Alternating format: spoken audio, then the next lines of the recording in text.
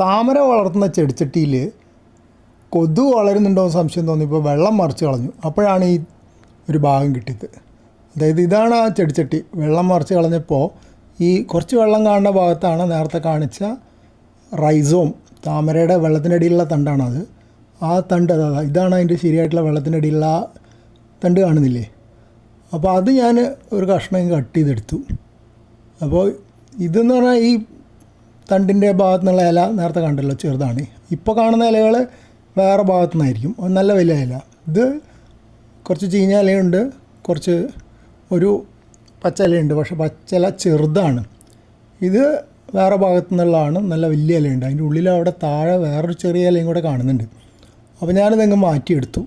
വേറൊരു പാത്രത്തിലേക്ക് ഈ ചെടിച്ചട്ടിയിൽ നിന്ന് തന്നെ കുറച്ച് ചളിമണ്ണ് എടുത്തിട്ട് ഈ കാണുന്ന പെയിൻറ്റ് പാട്ടില്ലേ, കാലി, അതിലേക്ക് അങ്ങ് വളർത്താൻ തീരുമാനിച്ചു.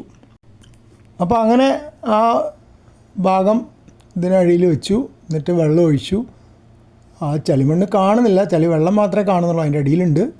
അപ്പോൾ അതിൽ കേടില്ലാത്ത ഇല അവിടെ വെള്ളത്തിൻ്റെ മുകളിലേക്കായിട്ട് നിർത്തി. താമരയുടെ ഇല വെള്ളത്തിൻ്റെ മുകളിലേക്ക് പൊങ്ങി നിൽക്കണമെന്ന കണക്ക്. ആമ്പലിൻ്റെ ഇല വെള്ളത്തിൻ്റെ ഉപരിതലത്തിൽ ഇങ്ങനെ പരന്ന് കിടക്കും, അതിൻ്റെ തണ്ട് പൊങ്ങി നിൽക്കില്ല, അങ്ങനെ അതിന് കണക്ക്. അപ്പോൾ അതൊന്ന് ഇതെടുത്തിട്ട് കുറച്ചുകൂടെ വേറെ സ്ഥലത്തേക്ക് മാറ്റി വെച്ചു. എങ്ങനെയാണ് വളരുന്നതെന്ന് നോക്കാമല്ലോ. പക്ഷെ ഇതുവരെ ഞാൻ 2-3 തവണ ഇങ്ങനെ ശ്രമിച്ചിട്ടുണ്ട്, ശരിയായിട്ടില്ല. ആദ്യം ശ്രമിച്ചത് വലിയ മീൻ വളർത്തുന്ന ടാർപോളിൻ ടാങ്കിലേക്കാണ് വെച്ചത്, അത് ശരിയായില്ല. പിന്നെ ഇതുപോലെ തന്നെ വേറൊരു വാട്ടയിലൊക്കെ ചെയ്ത് നോക്കി, അതും ശരിയായില്ല. ഒറിജിനൽ തൈ തന്നെ ഇടയ്ക്ക് വളരെ മോശമായി പോയിട്ട് പിന്നെ ഭാഗ്യത്തിന് ശരിയായി വന്നാണ് ഇപ്പോൾ നമ്മൾ കണ്ടത്. അപ്പോൾ അത് നന്നായിട്ട് വളരുന്നുണ്ട്.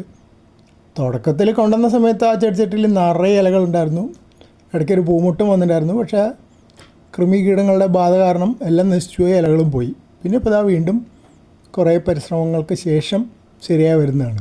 അപ്പോൾ ഇങ്ങനെ പരിശ്രമം തുടർന്നുകൊണ്ടേയിരിക്കും.